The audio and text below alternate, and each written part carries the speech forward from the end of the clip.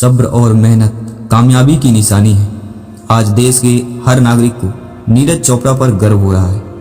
Tokyo Olympic में javelin throw में नीरज चोपड़ा ने भारत के लिए स्वर्ण पदक जीतकर इतिहास रच दिया है। ओलंपिक के मैदान में पहले ही दफा में नीरज ने 86.65 मीटर भाला फेंककर क्वालिफिकेशन राउंड में पहले ही कोशिश पर सभी के लिए जीत की उम्मीद जता दी थी। द्वंद्व कहां तक पाला जाए, युद्ध कहां तक टाला जाए, तू है वंशज महाराणा का, फेंक जहां तक भाला जाए। इस तरह से उन्होंने प्रथम पोजीशन के साथ फाइनल के लिए क्वालिफाई कर लिया और फाइनल में वे करोड़ों भारतीयों के दिलों में उम्मीदों पर खरे उतरे। भारत की इस बेटी ने जहां एक और अपनी किस्मत के द्वार खोले हैं, तो वहीं अपने गरीब माता पिता की उम्मीदों पर खरा उतरकर उनका मान बढ़ाया है। जब सफलता की ख्वाहिश आपको सोने न दे, जब मेहनत के अलावा और कुछ अच्छा न लगे, जब लगातार काम करने के बाद रुकावट न हो, थकावट न हो, समझ लेना सफलता का नया इतिहास रचने वाला है।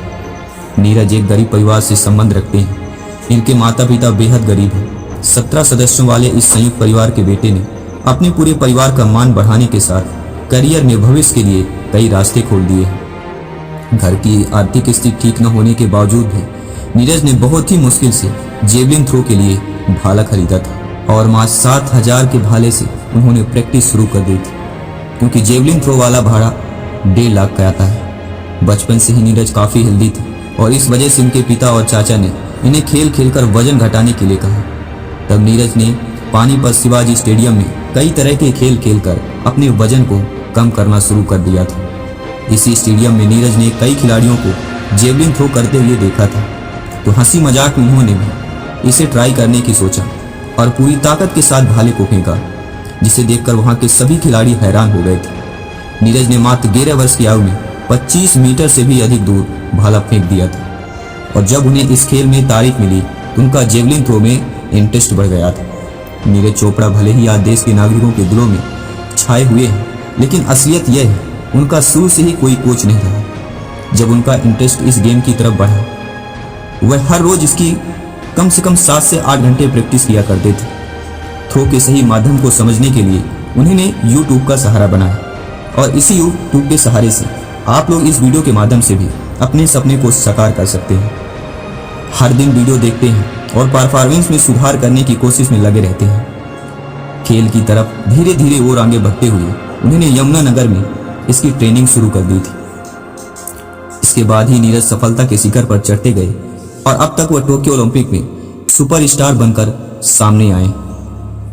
जब सफलता की ख्वाहिश आपको सोने ना दे, जब मेहनत के अलावा और कुछ अच्छा न लगे, जब लगातार काम करने के बाद थकावट न हो, समझ लेना सफलता का नया इतिहास रचने वाला है।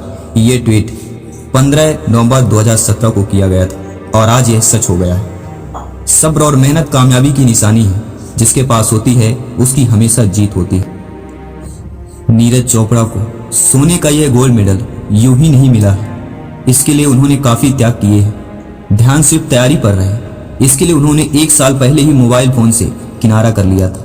वे मोबाइल को स्विच ऑफ रखते थे।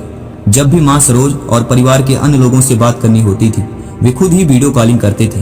वे सोशल मीडिया से तो बहुत ही दूर की बात है। जीत और हार आपकी सोच पर निर्भर करती है। मान लिया तो हार होगी और ठान लिया तो जीत निश्चित होगी। जिंदगी में आप कितनी बार हारे हैं ये कोई मायने नहीं रखता है, क्योंकि आप जीतने के लिए पैदा हुए हैं। जो मेहनत पे भरोसा करते हैं वो किस्मत की बात कभी नहीं करते हैं। दो जहां के बीच फर्क सिर्फ एक सांस का है। चल रही तो यहाँ, रुक गई तो वहां है।